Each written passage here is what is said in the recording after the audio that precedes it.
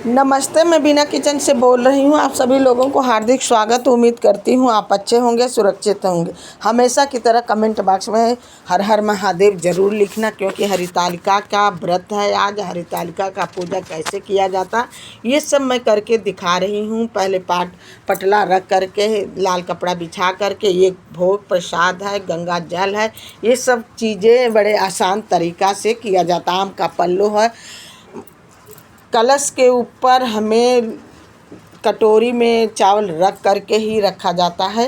ये शिव की भी पूजा की जाती, क्योंकि हरितालिका के तीज के दिन हमें शिव और पार्वती जी का ही पूजा करना चाहिए। और शिव पार्वती जी के लिए हमें श्रृंगार का सामान होना चाहिए। पूरा अच्छी तरह से विधि विधान से पूजा करना चाहिए। ये व्रत बड़ा कठिन है, निराजल ये व्रत किया जाता है। शिव और पार्वती जी का ये तस्वीर रख करके ही पूजा किया जाता है। भोग प्रसाद भी लगाया जाता है। ये श्रृंगार का सामान है। भगवान पार्वती जी के, माता पार्वती जी के सारा सामान चढ़ा दिया जाता है। वो सारा सामान चढ़ा करके कुछ तो अपने प्रसाद के लिए रख लिया जाता, बाकी हमें ब्राह्मण को दान देना चाहिए। ब्राह्मण को दान देते टाइम हमें दक्षिणा ज़रूर देना चाहिए। श्रृंगार का सामान व्रत जब हम खोलें जिस दिन, तो उस दिन हमें सिद्धा का दान अवश्य देना चाहिए। सिद्धा का दान देने से हमारे व्रत पूर्ण होता है। और हरितालिका तीज में हरी चूड़ी अवश्य पहने, मेहंदी हाथ में अवश्य लगाएं, क्योंकि ये अपने पति के दीर्घ आयु के लिए ये व्रत रखा जाता है। पूरे दिन हमें भगवान शिव की मनी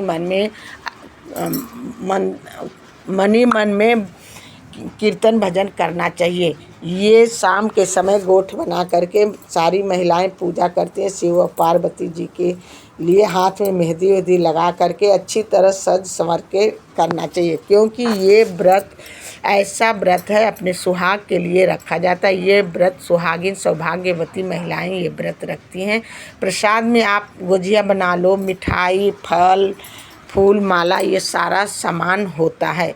और ये प्रसाद जब पूजा करके तब सब में वितरण कर देना चाहिए। नारियल भी होती है, नारियल जिसके यहाँ जैसी पूजा होती है, अपने बड़ों बूढ़ों से पूछ करके पूजा वैसे ही करना चाहिए।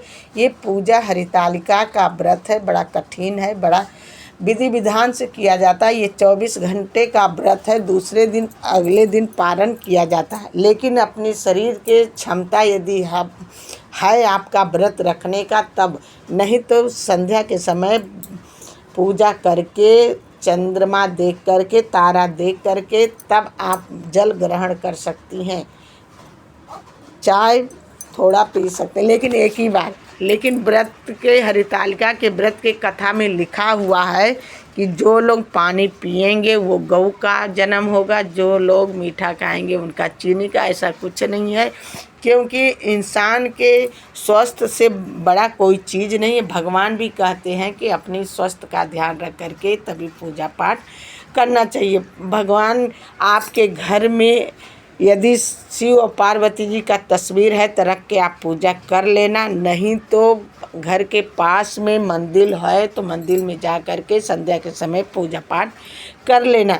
नहीं तो अपने घर में ही शिव पार्वती जी का तस्वीर रख कर के पूजा पाठ कर लेना। फल चढ़ा देना, गुजिया, मिठाई जो आपके भगवान आपके बजट में दे रखें सब कुछ चढ़ा के अपना प्रसाद बांट देना चाहिए, वितरण कर देना चाहिए। उसके बाद यदि हम कथा सुन के यदि उठे तो अपने पति का पैर छू करके आशीर्वाद लेना चाहिए। अपने घर में जो सबसे श्रेष्ठ बड़े हैं उनका भी आशीर्वाद लेना चाहिए। कहा जाता है कि व्रत में जितने लोगों का आशीर्वाद लो बहुत कई गुना फल मिलता है। तो इसलिए आप लोग अपने घर में जो बड़े हैं, बूढ़े हैं, श्रेष्ठ हैं, उनका पैर छू करके आशीर्वाद अवश्य लेना चाहिए। और हरितालिका के तीज वाले दिन हमें निराजल व्रत रखा जाता है, क्योंकि इस व्रत में हमें दातुन से ही व्रत करना चाहिए। जूठा ब्रूस लगा के, जूठा जो रोज़ करते हैं ब्रूस से, उससे नहीं करना चाहिए, दातुन से ही करना चाहिए। ये पूजा विधि करके ये पूजा जरूर, हरितालिका के पूजा व्रत में हमें हरी चूड़ियाँ जरूर पहनना चाहिए। सारी महिलाएं, सुहागिन महिलाएं व्रत रखती हैं, वो अपने सौभाग्यवती महिलाएं ये व्रत रखती हैं। व्रत में गोठ बना के रखा जाता है। ये भोग प्रसाद में घर में मलपुआ प्रसाद, मिठाई, फल फूल, ये सब चीज़ें जरूर व्रत में चढ़ाया जाता है शिव पार्वती जी को। क्योंकि यदि आपको मेरी वीडियो अच्छी लगी, प्लीज़ एक लाइक एक सब्सक्राइब ज़रूर करना।